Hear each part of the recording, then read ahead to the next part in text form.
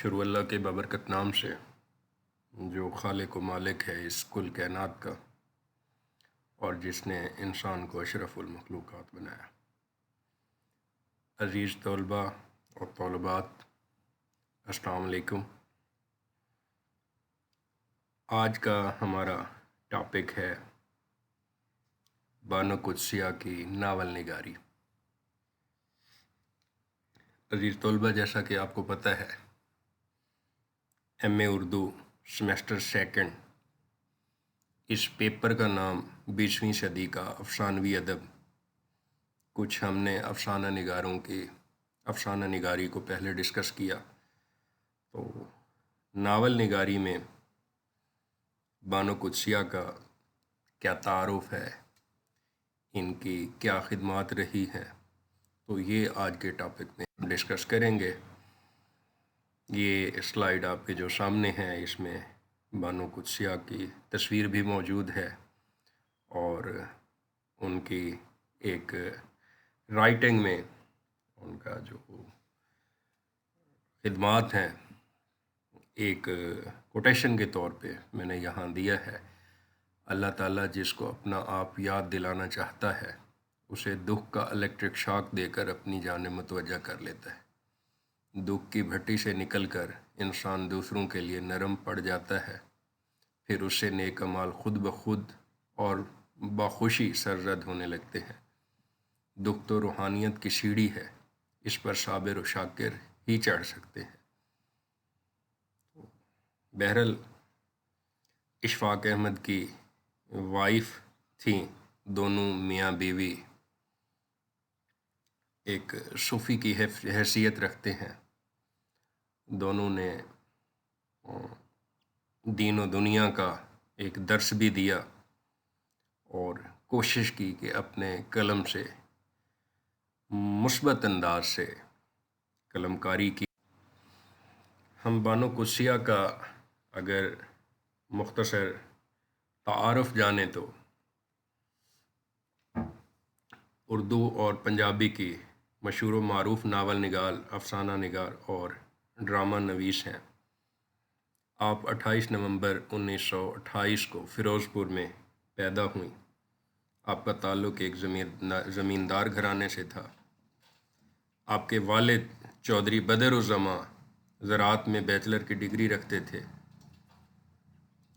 آپ محض 3.5 برس کی تھیں تو والد کا انتقال ہو گیا۔ تقسیم ہند کے بعد اپنے خاندان کے ساتھ لاہور آ گئیں۔ آپ نے مشہور ناول افسانہ نگاری میں بہت سارا کام کیا۔ ڈرامہ نویس اشفاق احمد سے آپ کی شادی ہوئی۔ سب سے بڑی بات کہ آپ نے گورنمنٹ کالج یونیورسٹی لاہور، جس کے طلباء آپ طالب علم ہیں، بانو قدسیہ نے بھی ایم اے کی تعلیم، اور یہی سبجیکٹ تھا جو آپ کا سبجیکٹ ہے، M A Urdu, government college university Lahore سے کیا، اور 4 فروری 2017 کو لاہور میں وفات پا گئی۔ تو اب ہم بات کرتے ہیں بانو قدسیہ کے ادبی خدمات اور اعزازات کے حوالے سے۔ جیسا کہ پہلے میں آپ لوگوں کو بتا چکا ہوں کہ بانو قدسیہ اردو اور پنجابی زبانوں میں ریڈیو اور ٹیلی ویژن کے لیے بہت سے ڈرامے لکھے۔ ان ڈراموں کے علاوہ ناول نگاری اور افسانہ نگاری میں بہت شہرت حاصل کی۔ ناول نگاری میں ان کا ایک ناول جو راجہ گدھ کے نام سے ہے، اس نے بہت شہرت حاصل کی، اور ان کا ایک ڈرامہ آدھی بات، اس کو کلاسک کا درجہ حاصل ہے۔ راجہ گدھ کے علاوہ باز گشت، امر بیل، دوسرا دروازہ، تمثیل، حاصل گھاٹ، یہ قابل ذکر ان کے ناول ہیں۔ بہرحال ٹی وی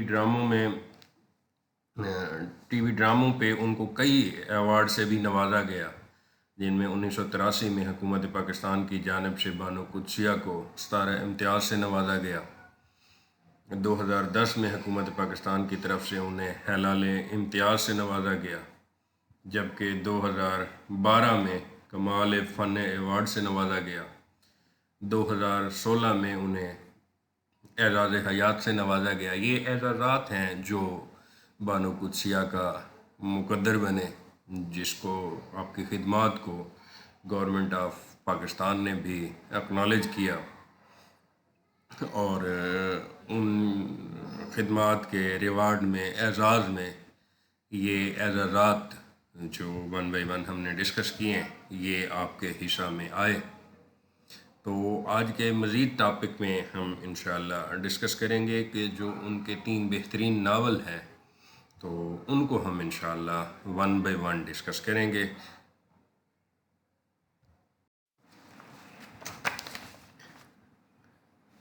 بانو قدسیہ مخصوص افکار و خیالات کی حامل فنکارہ ہیں۔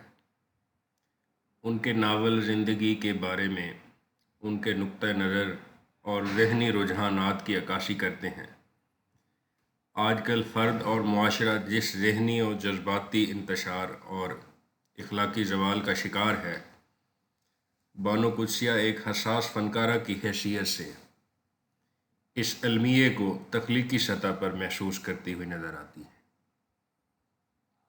یوں تو ان کے تمام ہی ناول، افسانے، کہانیاں اور ڈرامے اپنی اپنی جگہ پسندیدگی کے بلند مقام پر ہیں، لیکن ان سب میں سے راجہ گدھ کا جو شمار ہے، اس کا جو مقام و مرتبہ ہے وہ اردو میں بہترین ہے، اور اسی ناول کی بنیاد پہ بانو قدسیہ کو صفحے اول کے ناول نگاروں میں اس نے لا کھڑا کیا۔ راجہ گدھ ہے کیا، اس کا عنوان کیا ہے، یا اس کی مختصر خلاصہ کہانی کیا ہے، تو یہ ہم ڈسکس کریں گے کہ اس ناول کی اشاعت جو ہے وہ 1951 میں ہوئی۔ اس میں راجہ کا مطلب بادشاہ اور گدھ کا مطلب مردار پرندے کے ہیں۔ بانو قدسیہ نے راجہ گدھ کو علامتی طور پر لیا ہے۔ گدھ مردار اجسام کو کھاتا ہے۔ اس ناول کے موضوع کو گدھ کی ان خصوصیات جو کہ مردار کھاتا ہے کچھ انسانوں کی جبلت کے لیے علامت کے طور پہ لیا گیا ہے۔ اس ناول کو 4 حصوں میں تقسیم کیا گیا ہے۔ پہلا جو حصہ ہے شام میں عشق لا حاصل، دوسرا دن ڈھلے لا متناہی تجسس، تیسرا دن چڑھے رزق حرام، چوتھا رات کے پچھلے پہر موت کی آگاہی۔ تو یہ 4 حصوں میں اس کو تقسیم کیا گیا ہے۔ اس میں جو مین عنوان ہے اس ناول کا، امیر طبقہ کے گھرانوں کو جو طبقاتی تقسیم ہے اس کو بیان کیا گیا ہے، جو بیوروکریسی کے سبب اپنی زندگی کی چپکلش میں اولاد کو زندہ درگور کر دیتے ہیں۔ اسی ناول کا کردار ہے سیمی۔ سیمی ایک اچھے گھرانے کی لڑکی ہے جو حالات کے ہاتھوں مجبور ہو کے خودکشی کر لیتی ہے۔ وہ حالات کیا ہیں؟ ایکچولی یہ جو کہانی ہے یہ تکون ہے۔ آفتاب جو قالین ساز گھرانے کا دولت مند خوش شکل نوجوان ہے، سیمی اور طبقے سے تعلق رکھتی ہے، قیوم دیہاتی نوجوان ہے۔ ان 3 لوگوں کی آپس کی جو محبت کا سلسلہ ہے وہ اس ناول کو عنوان بنایا گیا ہے۔ سیمی اور آفتاب ایک دوسرے سے محبت کرتے ہیں اور قیوم سیمی سے محبت کرتا ہے، مگر آفتاب اپنے خاندان کے دباؤ میں آ کر ان کی مرضی سے شادی کر لیتا ہے۔ سیمی اس صدمے کو برداشت نہیں کر پاتی، وہ بڑی شدت تک پہنچ جاتی ہے۔ وہ اپنے ساتھ ایک زیادتی سمجھتی ہے، وہ اس کا انتقام لینا چاہتی ہے۔ اس انتقام کی آڑ میں وہ قیوم سے غلط مراسم قائم کر لیتی ہے، اور وہ یہ بھی سوچتی ہے کہ شاید آفتاب اور قیوم دونوں ہاسٹل میں ایک دوسرے کے ساتھ رہے ہیں تو ان کا کوئی اچھا وقت نہیں گزرا۔ اس کے باوجود وہ خود کشی تک کے اقتدام تک پہنچ جاتی ہے۔ تو اس میں کہانی ایک اور جب موڑ لیتی ہے تو وہ ہے اسی گورنمنٹ کالج جہاں یہ سیمی، آفتاب اور قیوم پڑھتے ہیں۔ تو وہاں کے ایک پروفیسر ہیں، پروفیسر سہیل، جو گورنمنٹ کالج میں پڑھاتے ہیں، سوشالوجی کے پروفیسر ہیں۔ ان کی ملاقات قیوم سے ہوتی ہے۔ قیوم ایک ایسا نوجوان ہے جس کو السر ہے، لیکن اس کی ایک خامی یا خوبی کہ اس کے مختلف عورتوں سے تعلقات بہت جلدی بن جاتے ہیں۔ جس عورت کی طرف بھی وہ دیکھتا ہے تو وہ اس کو اپنی طرف کھینچ لیتا ہے، لیکن وہ عورت پہلے سے ہی کسی نہ کسی کے ساتھ وابستہ ہوتی ہے، مطلب اس کا افیئر آلریڈی کسی کے ساتھ چل رہا ہوتا ہے۔ تو یوں قیوم کے اس کے تعلقات گدھ کی علامت کو ایک پیش کر رہے ہیں۔ مصنفہ اس جواز کو سامنے لاتی ہیں کہ اس کی پچھلی نسلیں ایسے کسی جرم اور رزق حرام کی مرتکب ہوئی۔ آفتاب اپنے بیٹے کو پاگل پن کی حیثیت سے واپس لاتا ہے۔ آفتاب کا ایک بیٹا ہے جو پاگل ہو چکا ہے، تو وہ اس کے بیٹے کی دیوانگی جو ہمیشہ کے لیے ہے، جو اس کی پریشانی ہے، تو وہ اس کو سیمی کے ساتھ جو وہ زیادتی کر چکا ہوتا ہے، جو پیار محبت کے قصے کہانیاں ہوتی ہیں اور والدین کے زور زبردستی کی وجہ سے وہ سیمی کو چھوڑ دیتا ہے اور گھر والوں کی مرضی کے مطابق شادی کر لیتا ہے، تو اس کا جو بیٹا پیدا ہوتا ہے وہ نیم پاگل ہے، پاگل ہے۔ تو مطلب وہ اس کو انتقام جانا جاتا ہے کہ یہ خدا کی طرف سے جو ہے نا ایک مکافات عمل کے طور پہ یہ ری ایکشن سامنا آیا۔ اس میں بڑا ایک سادہ اسلوب اختیار کیا گیا ہے اور جدید تقاضوں سے ہم آہنگ اس میں انگریزی زبان کے مختلف الفاظ کو بہترین انداز سے استعمال کیا گیا ہے، جس سے تعلیم یافتہ اور اپر کلاس کی نمائندگی حقیقت کا روپ بھرنے اور کہانی میں ماحول کی آبیاری کے لیے انتہائی ضروری تصور کیا جاتا ہے۔ ناول انتہائی فکر انگیز اور مختلف پہلوؤں کا ادراک کرواتا ہے، جس پر مذہبی نظریہ سمجھ کر توجہ نہیں دی جاتی۔ اس میں ایک اور کردار جو ہے وہ یعنی مختلف کردار کا یہ جو مکسچر ہے، اگر اس کو ہم ڈیٹیل میں ڈسکس کریں گے تو یہ بہت ٹاپک لمبا ہو جائے گا۔ تو بہرحال یہ معاشرے کے یہ جو رویے ہیں، تو ان رویوں میں مصنفہ کہتی ہے کہ یہاں شاہین و عقاب پیدا نہیں ہوں گے بلکہ راجہ گدھ پیدا ہوں گے جو ہماری سماج کو اپنی لپیٹ میں لے لیں گے، اور اس طرح کے مسائل۔ یہ ایک نفسیاتی ناول ہے۔ راجہ گدھ محبت میں ناکامی کا المیہ اور انسان کی ناآسودگی کے نتیجے میں جنم لینے والی کفایات کا خوبصورت موضوعاتی اظہار بھی ہے، اور انسانی نفسیات پر خواہشات کے حصول میں ناکامی سے پیدا ہونے والی دیوانگی پر بھی ایک مباحثہ ہے، جس کی بنیاد میں شاید مختلف افراد کے نظریات کی گونج بھی دکھائی دیتی ہے۔ اس ناول نے پاکستان میں وسیع سطح پر ایک شہرت حاصل کی، کیونکہ اس میں انسانی جذبات اور احساسات کا خوب اظہار ہے، اور اس کے سارے جو مسائل ہیں وہ سامنے آتے ہیں۔ راجہ گدھ نے بانو قدسیہ کو ایک صفحے اول کی ایسے سمجھ لیں تخلیق کار کے طور پہ سامنے لایا ہے۔ ان کا اور بھی جو ناول لکھے گئے ہیں وہ بھی ہم ڈسکس کریں گے۔ ہمارا نیکسٹ جو ناول ہے وہ ہے حاصل گھاٹ۔ حاصل گھاٹ کیا ہے؟ تو اس کو اگر ہم ڈسکس کریں تو اس ناول میں ایک ایسا شخص ہے جو اپنی بیٹی، جس کا نام ارجمندر سے ملنے امریکہ جاتا ہے، جو خود ایک نرس ہے اور اس کا خاوند ڈاکٹر ہے۔ وہ شخص سارا دن بالکونی میں بیٹھ کر اپنے ماضی کو یاد کرتا ہے اور امریکی زندگی کا جائزہ لیتا ہے اور اس پر رائے زنی کرتا رہتا ہے۔ آخر میں قصہ گو بھاری دل کے ساتھ پاکستان لوٹ جاتا ہے۔ اس قصہ گو شخص کی یادوں، خیالات، جائزوں اور تبصروں میں کے مختلف ایک مراحل کو یا ان کے ملنے سے یہ ناول، اس کا ناول کا جو پلاٹ ہے وہ ایکچولی اس شخص کی خیالات، جائزوں اور تبصروں پہ مبنی ہے۔ یوں لگتا ہے جیسے بانو قدسیہ نے بہت سے چھوٹے چھوٹے مضامین اور اخباری کالم لکھے اور ان کو پھر ایک جوڑ کر ترتیب کے ساتھ ناول کا نام دے دیا۔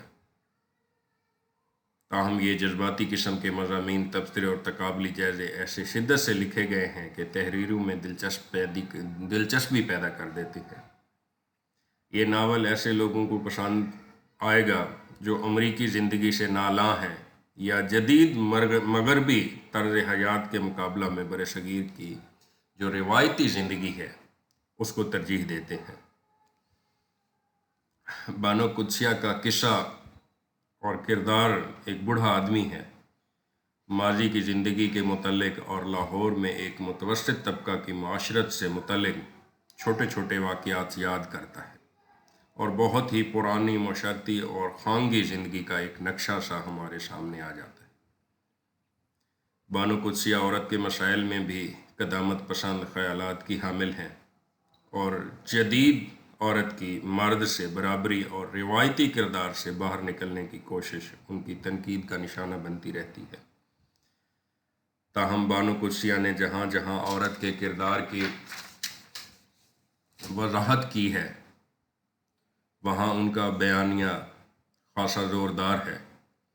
ان کے خیالات شاید سبھی لوگوں کے لیے قابل قبول نہ ہوں۔ بنیادی طور پر اس ناول کا مزہ بانو قدسیہ کی فلسفہ آرائی میں ہے۔ وہ انسان کی زندگی، معاشرت، عورت مرد کے تعلق، سیاست اور جدید تہذیب پر اپنا ایک فلسفہ جو ہے وہ پیش کرتی ہیں، اور یہ خیالات اتنے فکر انگیز یا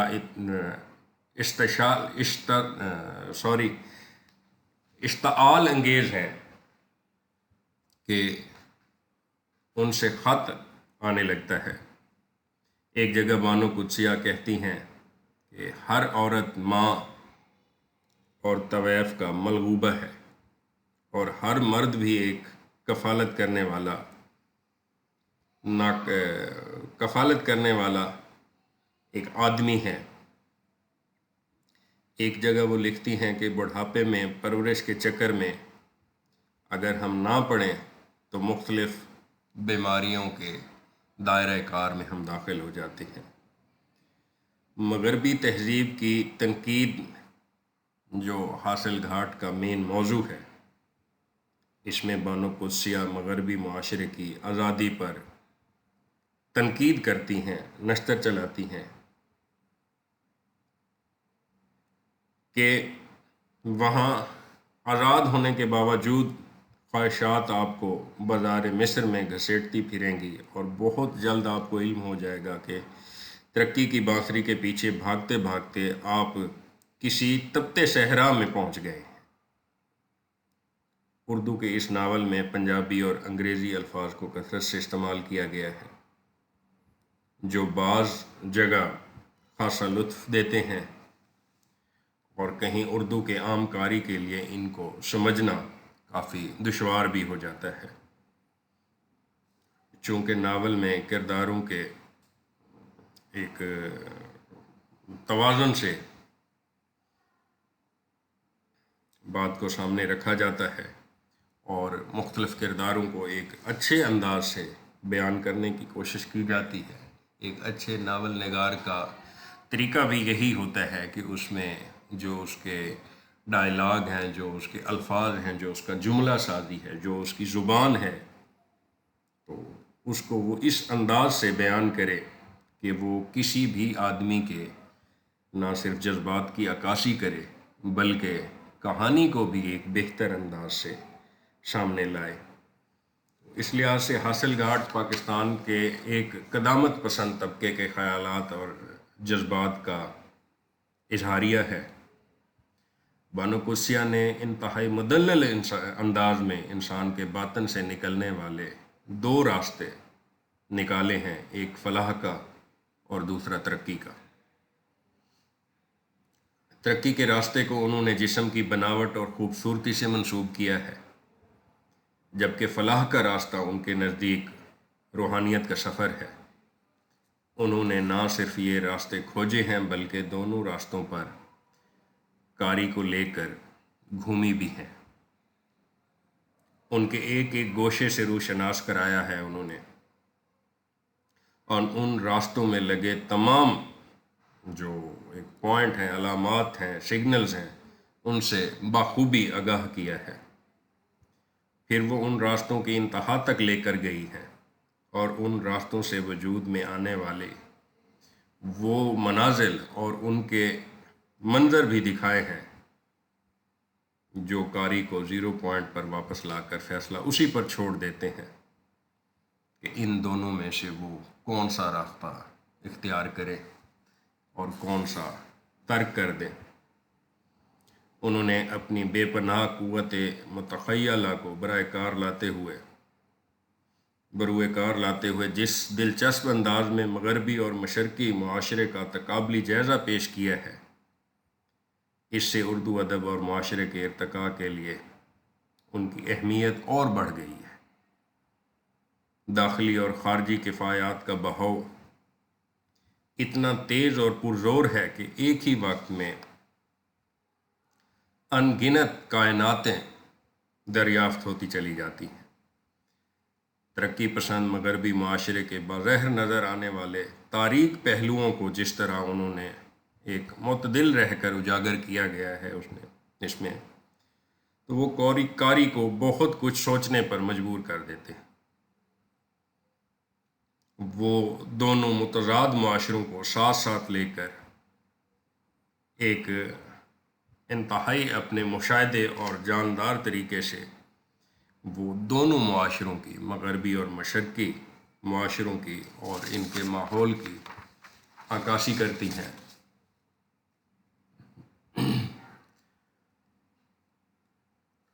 انہوں نے یہ بات بھی ثابت کی ہے کہ مغربی معاشرہ انتظامی حوالے سے تو بہتر ہو سکتا ہے، مگر اقتدار کے معاملے میں وہ یتیم دکھائی دیتا ہے۔ وہاں زندگی جی تو جا سکتی ہے مگر اڑھی نہیں جا سکتی، مطلب زندگی کو بہت اچھے انداز سے وہاں گزارنا ناممکن ہے، جبکہ یہاں کی زندگی جو ہے اس کو باقاعدہ جیا جا سکتا ہے، اس کو روح میں اتارا جا سکتا ہے۔ یہاں کے اخلاقی اقتدار کا میٹھا پانی اب بھی پیا جا سکتا ہے۔ قاری یہ بات جان کر حیران رہ جاتا ہے کہ مغرب کے لوگ تبدیلی کے فطری قانون سے تو واقف ہیں اور اسی قانون پر زندگی بھی گزارتے ہیں، مگر سب کو ساتھ لے کر چلنے کے یہ خوبصورت فطری اصول سے انہوں نے آنکھیں موند رکھی ہیں۔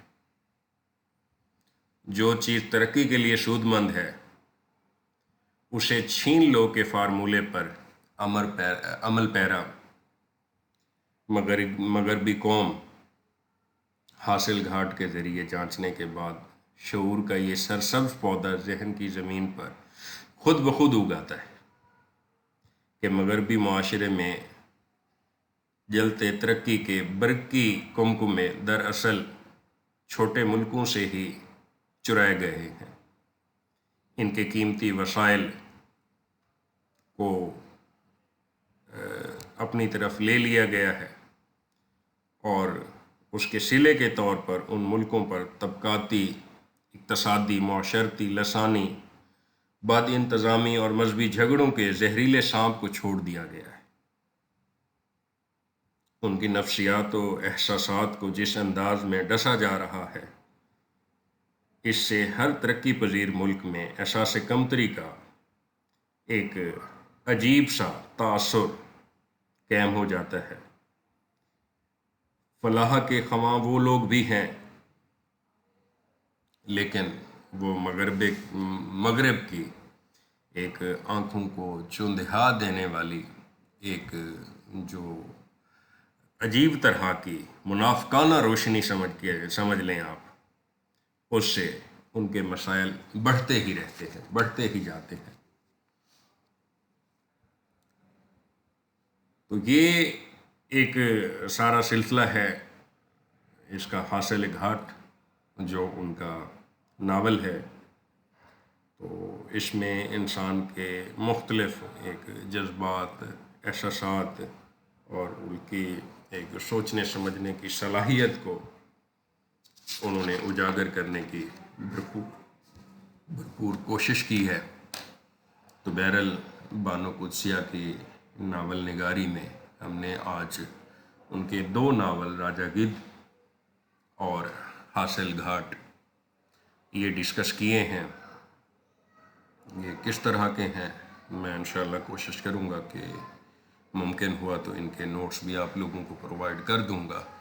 بہرحال اگر آپ اسی لیکچر کو تحریر بھی کرتے جائیں تو آپ کے اچھے نوٹس تیار ہو سکتے ہیں۔ اللہ آپ کا حامی و ناصر ہو۔ اللہ حافظ۔